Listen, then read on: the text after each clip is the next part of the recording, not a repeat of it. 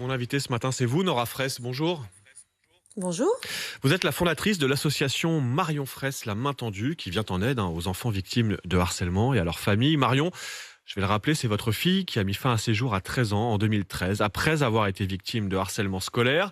Et vous venez de publier cette enquête menée avec l'IFOP qui révèle qu'un élève de collège ou de lycée sur 5, je vais répéter ce chiffre quand même, 1 sur 5, est ou a été victime de harcèlement scolaire. Et jusqu'à présent, on répétait un peu en boucle le chiffre de 1 sur 10. En fait, c'est 2 fois plus. Ça veut dire, Nora Fraisse, qu'on commence à prendre à peine conscience du phénomène, que les langues, en tout cas, commencent à se délier un peu. Ça veut dire qu'on a pour la première fois une enquête auprès des personnes victimes en France. On Hmm. les a interrogées à partir de l'âge de 10 ans. Alors, ce ne sont pas uniquement les collégiens et les lycéens, ce sont des collégiens et des lycéens qui ont répondu au Hmm. questionnaire. Et pour leur réponse, en moyenne, c'est un élève sur 5, mais c'est 27%, par exemple, à l'école primaire, 53% au collège. C'est là où se concentrent la plupart des violences.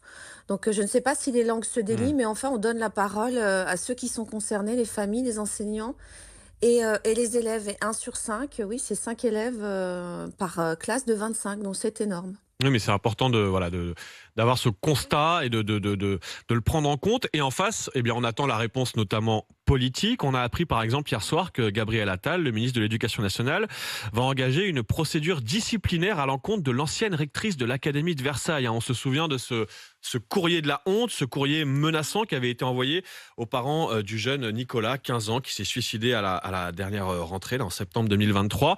Ses parents demandaient au rectorat d'agir contre le harcèlement que subissait leur fils. Ils avaient reçu un courrier honteux, les menaçant. Un ministre de l'Éducation nationale qui s'attaque directement au rectorat, en tout cas à l'ancienne rectrice. C'est le signe là aussi que les choses avancent, non?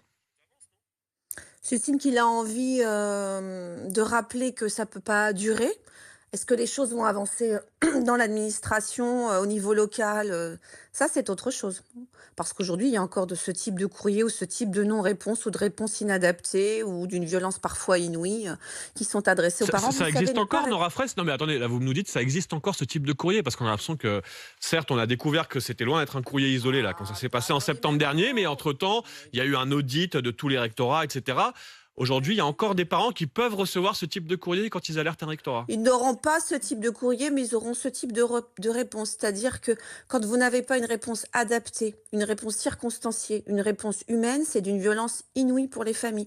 Le fait d'être dans la non-réponse aujourd'hui, je vais vous le dire, Hmm. à Marion l'a main tendue, on gère 221 situations que nous on considère graves, c'est-à-dire que les familles ont tout tenté pour obtenir des réponses, et elles n'ont pas de réponse, ou alors des réponses inadaptées, ou des enfants qui ont la boule au ventre, ou des enfants qui aussi disent qu'ils veulent mourir. Donc oui, c'est des choses extrêmement graves qui se passent encore, évidemment. C'est pas parce que vous allez avoir un blâme, 2 blâmes, 3 blâmes que vous allez pouvoir faire bouger toute l'administration. Est-ce que c'est un signal fort aussi qui est donné aux administrations locales en leur disant aujourd'hui il faut prendre ça au sérieux, et d'autant qu'on a un élève sur 5, je le répète, en Oui. France, qui dit être victime de harcèlement. Donc, la question, c'est même pas le courrier, c'est comment on fait pour arrêter que des enfants ne soient plus harcelés, et quand c'est le cas, que ce soit pris en charge. Parce que dans Alors, notre étude, les parents... Pardon, allez-y, hein, pardon. non, non, mais Pardon, allez-y. justement, parce que comment on fait? Le gouvernement, Gabriel Attal, a multiplié les annonces là, ces dernières semaines. Il y a un plan interministériel de lutte, des cours d'empathie, des brigades anti-harcèlement, la confiscation des téléphones portables des harceleurs par la justice. Il y a eu quand même beaucoup d'annonces là. Est-ce qu'elles sont au niveau? Mais vous allez me trouver dur, mais ce fléau, il est tellement dur et il tue nos enfants et il détruit des vies que, est-ce qu'on en est 10 ans après le décès de Marion, 10 ans de combat, à attendre des annonces? Enfin, je sais pas. Je peux tout vous annoncer moi aussi, mais concrètement, mais si des familles nous entendent aujourd'hui, en train d'habiller leurs enfants ou de les réveiller pour aller à l'école, est-ce que je vais leur dire: «On va confisquer un portable, ça va changer quelque chose?» Il faut que concrètement, dans l'étude, il est bien indiqué que 94 des enfants se plaignent de violence, donc du harcèlement dans la cour de récré, 60 dans la classe. Un parent sur 2 est insatisfait, 65 des enseignants sont désarmés. 5 sont dans le programme de prévention du harcèlement à l'école. Cette étude, ils peuvent la lire, il y a 90 pages, vous aussi si vous Hmm. avez le temps. Mais c'est extrêmement grave. Vous me dites tout le temps des annonces, des annonces. Vous voyez le mot annonce et le mot acte? Ouais, Le donc mot annonce et le mot impact? donc vous attendez que ça Moi se quand, traduise quand dans les, dans, mais dans, dans j'attends dans rien les moi, ce établissements. sont les familles. mais dans la vie de nos enfants en général. Mmh. C'est ça que je veux vous dire. C'est qu'on a un enfant sur 5. Quand Marion est décédée, on m'a dit: «Ah, c'est la faute à pas de chance, il y a quasiment personne qui est concerné». Puis on nous dit 1 sur 10. Et puis nous, étant sur le terrain, on savait que c'était faux. On a des situations tellement graves. Aujourd'hui, c'est 1 sur 5. Je sais pas si vous vous rendez compte de ce que c'est 1 sur 5 sur 12 millions d'élèves.